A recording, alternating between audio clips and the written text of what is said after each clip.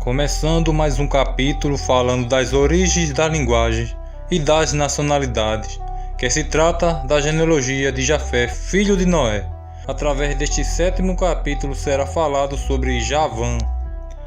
Este personagem aqui, para quem tem lido, talvez nunca pararam para analisar com detalhe em seu nome. A partir do percurso apresentado poderei dizer algumas vezes como Yavan. Por quê? Pela simples forma de falar de acordo com o local que foi escrito, e também que a letra J só veio aparecer por meados dos séculos XVI da nossa era, mas de acordo com os idiomas hebraico, aramaico, grego e latim, não possuíam esta letra, pela qual conhecemos como J, mas vamos dar procedimento quanto à sua localização, que é nesta região vista de acordo com o mapa. Agora realmente estamos vendo um povo que abrange mais o território europeu, portanto os seus filhos povoaram outras nações. Vamos ver como é que se trata de acordo com o livro de Gênesis. Os filhos de Jafé são Gomer, e Magog, e Madai, e Javan, de Tubal, e Meseque, e Tiras. Essa leitura se trata da forma sequencial dos filhos de Jafé. De acordo com os capítulos mais adiante, veremos cada nome a que se refere este nome em forma transliterada, como foi passado para nós. Temos visto este nome despercebidamente ao longo da história, mas de acordo com os originais, veremos com muita atenção em cada detalhe através de outros vídeos que mencionarei mais especificamente. As escrituras diz que Javan tinha 4 filhos. Vejam comigo o que o texto refere-se ao dizer desta forma no mesmo capítulo do Gênesis. E os filhos de Javan são Elissá, e Tarsis, Quitim e Dodanim. Estes são os nomes visíveis para Javan, de acordo com a escritura que passarei com detalhes em outros vídeos. Vamos ver no que diz em Isaías, que narra assim: e porei entre eles um sinal, e os que deles escaparem enviarei às nações, a Tarsis, Pul e Lude, flecheiros a Tubal e Javan, até as ilhas de mais longe, que não ouviram a minha fama, nem viram a minha glória e a anunciação a minha glória entre as nações. Mas de acordo com o livro de Ezequiel, a gente vai ver assim: Javan, Tubal e Mesegue eram teus mercadores, com almas de homens e vasos de bronze, fizeram negócios contigo.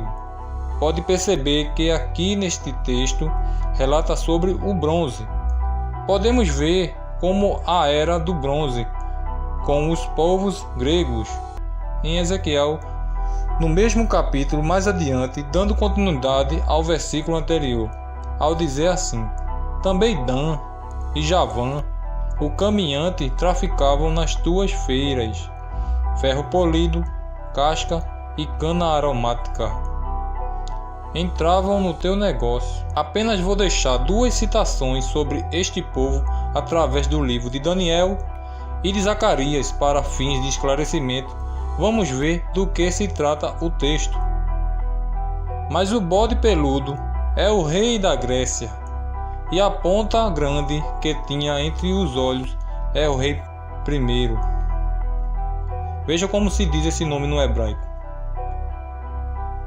Veja agora no outro livro: porque covei Judá para mim, enchi com Efraim o arco, suscitarei teus filhos, ó Sião, contra os teus filhos, ó Grécia, por-te-ei como a espada de um valente. O que eu venho trazer nesse versículo, na realidade, que a gente vê como Grécia, aqui está se tratando como Yavan. Mas vamos ver bem claro aqui, que diz lá no livro de Flávio Joséfo. Vamos ver o que se refere. Quanto a Javã e Madai, os filhos de Jafé, de Madai veio os Madeãs, que são chamados Medos pelos gregos, mas a partir de Javã, Iônia, de quem os gregos são descendentes. Javã deu o nome a Jônia e a toda a nação dos gregos. Agora entrando em detalhes sobre a Grécia, com um pouco de detalhe. A Grécia Antiga é conhecida como o berço da civilização ocidental. Através deles aprendemos muitas coisas ao respeito das bases políticas, artísticas, culturais, filosóficas e científicas. Grécia foi habitada desde a Idade do Bronze, com uma população mista. Há um mito que narra sobre histórias, contos, que se diz respeito aos heróis, com nomes que aparentam não serem gregos, como Pélopes ou Arquésio, que haviam chegado supostamente na Grécia por volta de 3 gerações antes da Guerra de Troia, ocorrido devido a uma imigração vinda do leste que se deu nos anos 1260 a.C. É daí que vem o termo utilizado para o próprio Peloponeso, que deriva de Pélopes. Quanto mais pesquisamos, vemos mais fatos sobre os assuntos abordados.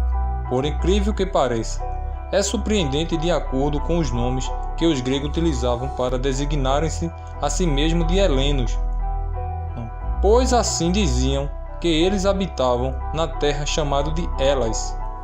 Houve 2 obras que eram poemas épicos homéricos conhecidos como a Ilíada, no século 8 a.C., e a Odisseia, por volta do século 7 a.C. Nos 2 poemas, vem trazendo a cidade de Troia, que são denominados pelos arqueus, argivos, dánaos, mas não helenos. Porém, a sua terra de origem não tem referência como Elas, mas como Argos ou Acaia. O nome Elas se encontra na Ilíada. Portanto, a sua área pela qual este nome se refere é bastante limitada.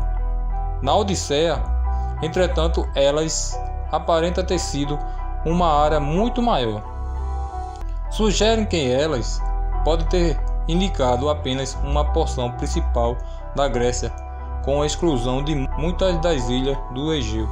Na poesia pós-homérica mais antiga, os gregos eram chamados de pan-helenos, termo que implica numa pluralidade muito mais do que numa unidade.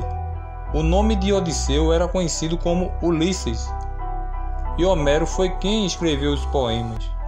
A partir do século 6 a.C., tenha sido um período crucial para a formação da identidade grega. É também sugerido pela tradição genealógica, que foi encontrada através de um poema fragmentário chamado Catálogo de Mulheres. Acredita-se que foi composto na primeira metade do século 6 a.C.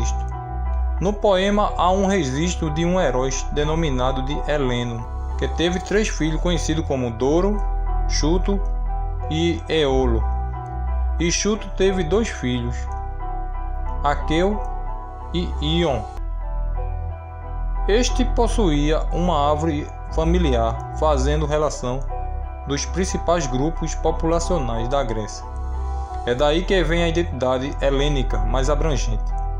Os Eólios eram representados pela figura epônima de Eolo, a partir das populações que habitavam as regiões da Grécia Central, a Tessália, a Beócia, juntamente com a faixa norte do litoral da Anatólia. Os Dórios representam metaforicamente Douro, que habitavam partes do Peloponeso, as ilhas do sul do Egeu, incluindo Creta e o sudoeste da Ásia Menor. Ion traz a figura dos Iônios, que vem do termo que conhecemos como os Jônios. Eles ocuparam Atenas e a Ática. e a ilha de Eubéa, as ilhas Cíclades e a costa central da Anatólia. E por fim Aqueu representava os aqueus, que haviam se estabelecido ao longo da costa sul do Golfo de Corinto, junto eólios, dórios, jônios e aqueus. Podiam ser vistos como helenos, que foram representados por um herói epônimo denominado de Heleno, que por sua vez era visto como o pai ou como o avô destes povos. Na época dos povos italianos não falavam a língua italiana antes do Risorgimento, que quer dizer ressurgimento.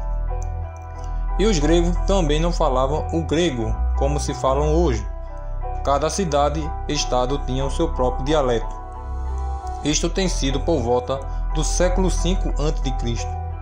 O que é interessante é que até o próprio Heródoto fez referência a uma única língua grega, sugerindo que, anteriormente a ele, nem todos os gregos pertencessem a uma única formação linguística. Mas este assunto é pertinente ao entendimento do povo grego.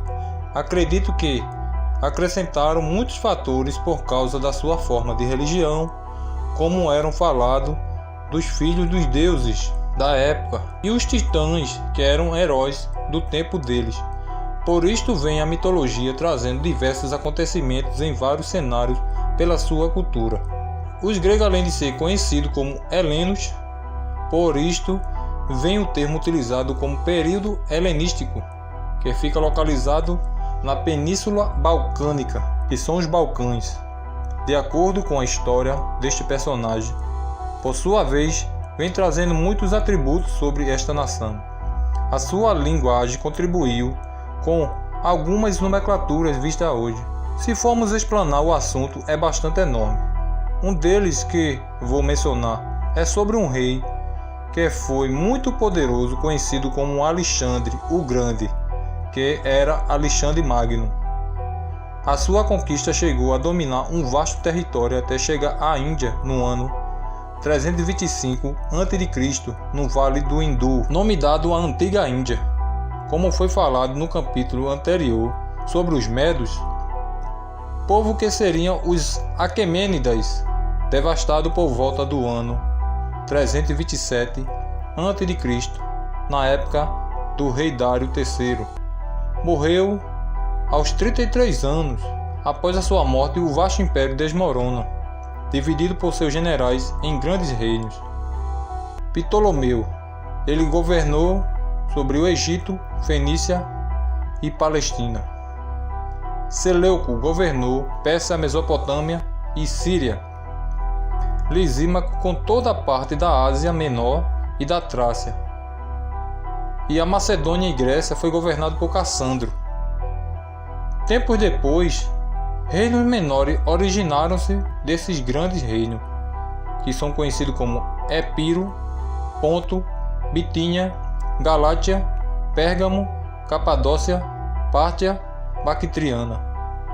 Nome esses que antigamente era dado aos povos de acordo com os filhos de Jafé, mas a partir dos gregos os nomes foram se repartindo até se tornar essas cidades que estamos vendo aqui.